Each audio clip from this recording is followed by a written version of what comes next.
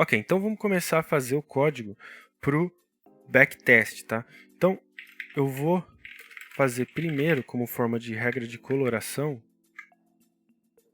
só para ficar visual, para a gente ver o que está acontecendo. Então, se eu colocar se MACD for maior que zero, né? Aliás, a gente está buscando, né? Se o MACD linha for menor que zero e o MACD sinal for menor que zero, lembra? Essa é a nossa primeira condição, né? A gente tinha duas condições. Primeiro, que os dois, né, as duas linhas estejam abaixo do zero.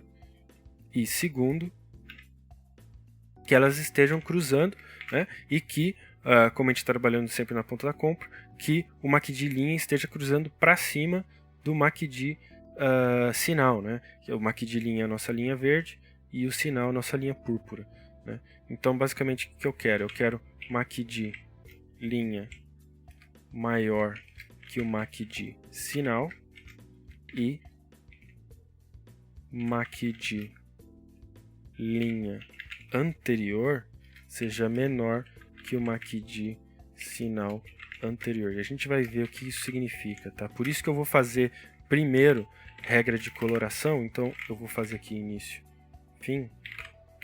Em vez de fazer de fato um código para estratégia, para a gente entender o que está acontecendo, eu vou fazer um paint bar para a gente ver e discutir um pouquinho o que está acontecendo antes da gente entrar diretamente no backtest. Então vou inserir essa regra de coloração que eu acabei de criar, que agora virou uma regra de coloração, né? Outra coisa que a gente discute no curso é como que o Profit Chart sabe, né, quando é uma regra de coloração, quando é um indicador e quando é uma estratégia de execução, né? Existem critérios, vamos dizer assim, né, para o Profit Chart aceitar isso, né, um código como determinada tarefa, né, seja indicador, regra de coloração ou estratégia de backtest, né? Então, note que ele pintou o candle aqui de verde, né? Ele pintou esse candle de verde, né? Por quê? Se a gente marcar exatamente no tempo, né? Eu vou tentar aproximar o máximo possível. Aqui, acho que aqui ficou bom. O cruzamento em si aconteceu aqui, né? Porém, o candle, né? Note que entre esse período, né, o candle estava acontecendo. Então, ele foi pintar esse candle aqui, né? Ele pintou esse candle aqui, o nosso candle verde é esse, por quê? Porque a nossa condição é o MACD linha tem que ser maior que o MACD sinal, o que nesse caso aqui é verdade, né? MACD linha verde é maior, né? Está acima que o MACD sinal. Então, essa primeira condição aqui é verdadeira. Obviamente, essa aqui a gente já sabe que é verdadeira, porque ambos estão abaixo de zero, né? Você nota aqui os valores, menos 250 e menos 170. Então, essas aqui já por definição já estão verdadeiras, né? A gente já está lidando aqui com a condição em si de cruzamento, tá? Então, essa primeira condição é verdadeira. Agora, o MACD anterior, ou seja, esse candle aqui, né, tem que estar invertido, né? O MACD linha, que é no caso esse aqui, tem que estar abaixo, né, do MACD sinal linha púrpura. Então, por isso que você vai notar, em alguns casos, o cruzamento em si, né, o cruzamento de fato, que foi exatamente aqui, está entre dois candles, né? Você vai ver que está entre esses dois candles, né? Se a gente pegar o meio aqui do candle, né? Justamente por isso, porque eu só posso confirmar que houve cruzamento, né, no final né? Ou no próximo candle, né? Porque tudo bem, aqui eu consigo confirmar que ele está abaixo, né? Mas eu só vou saber que ele de fato cruzou para cima no final desse candle, né? Porque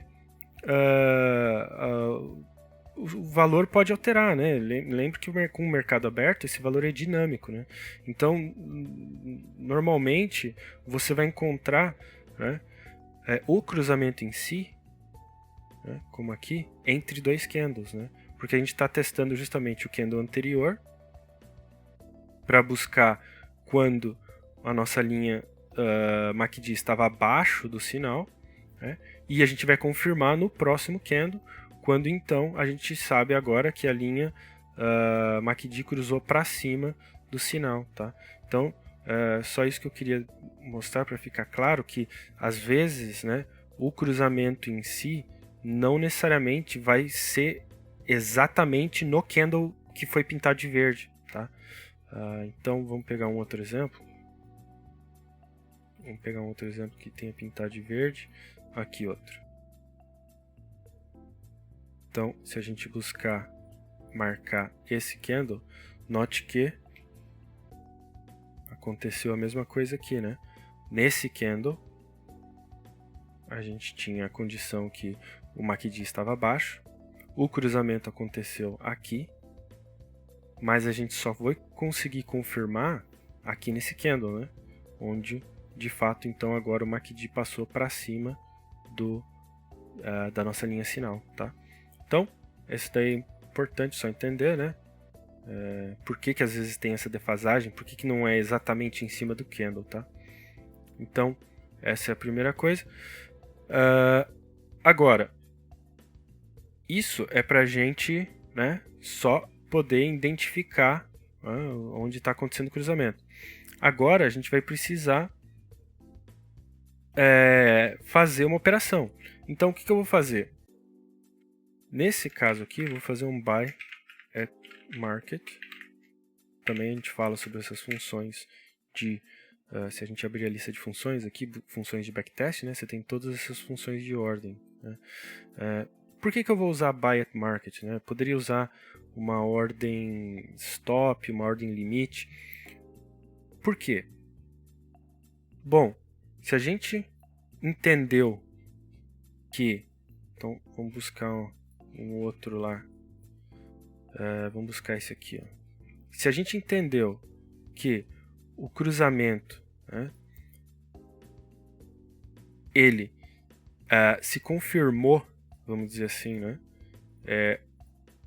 no próximo candle, o que a gente vai fazer? A gente vai esperar o fechamento desse candle. Né? A gente vai esperar o fechamento desse candle para entrar na operação, né? Para justamente então que tenhamos a confirmação de que o cruzamento aconteceu e agora o MACD está de fato acima, né?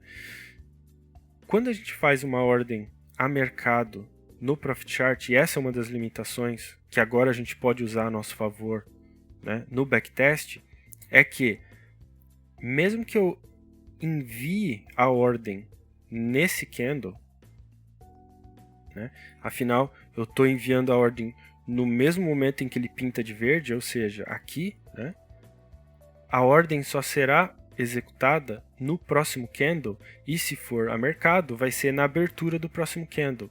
Então, a ordem, na verdade, vai ser executada aqui no preço de abertura, nessa linha amarela que eu marquei. Então, para a gente fazer um teste, o que eu vou fazer? Como eu já coloquei o código para entrada, eu vou salvar esse código e vou clicar com o botão direito e vou inserir uma estratégia de execução. Já está aqui listado, teste 6. Note que ele já marcou a minha entrada, né? E com a setinha, eu vou tentar aproximar, porque mesmo que eu dê zoom, ele não vai aproximar, né?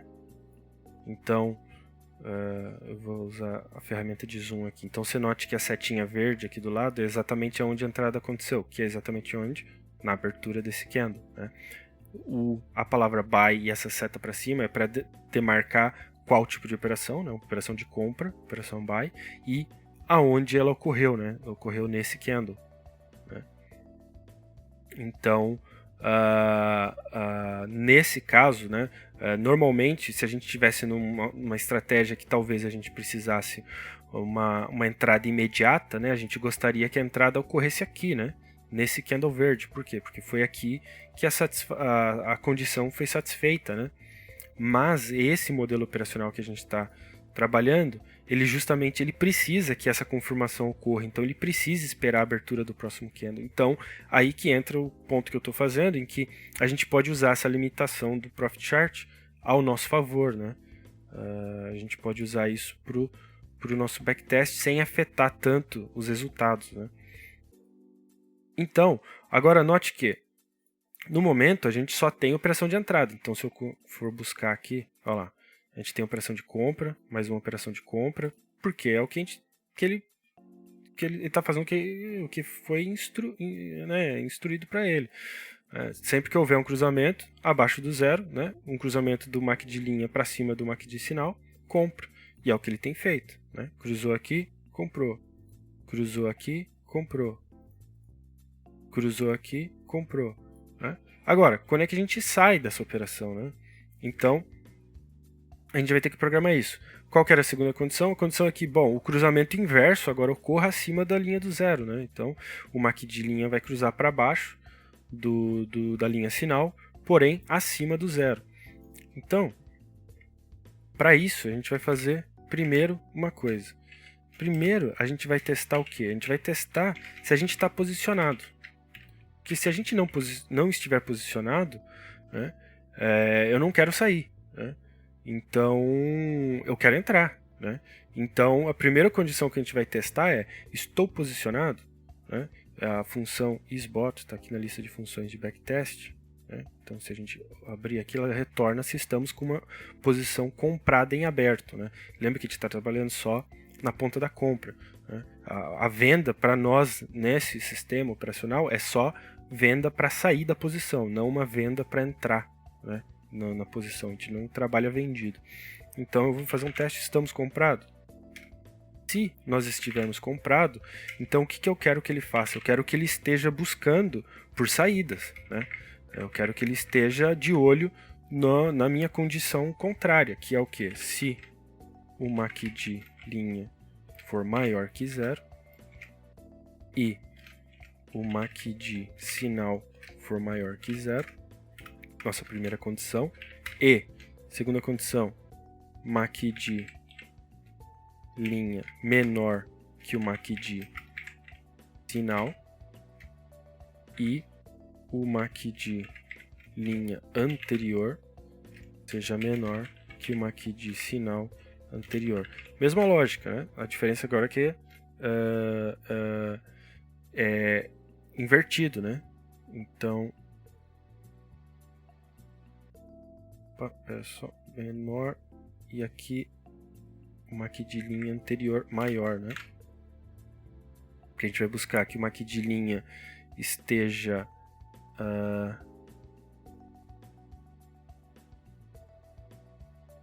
acima, então é o contrário aqui, peraí, só. Então, maior. É invertido agora, né? Então, eu vou fazer, a gente vai discutir a lógica por trás disso da mesma forma que a gente fez com a compra, tá? Mas só então o que vai acontecer agora? Eu vou pintar de vermelho também, só para ficar visual. E agora o que eu vou fazer? Eu quero vender sell short, né, a mercado uma posição, tá? Porém, agora o que eu vou fazer? Que alteração que eu vou fazer aqui? Né? Ao invés de usar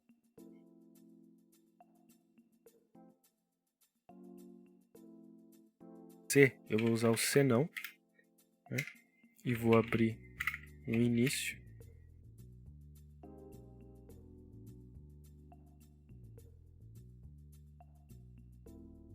e fechar aqui.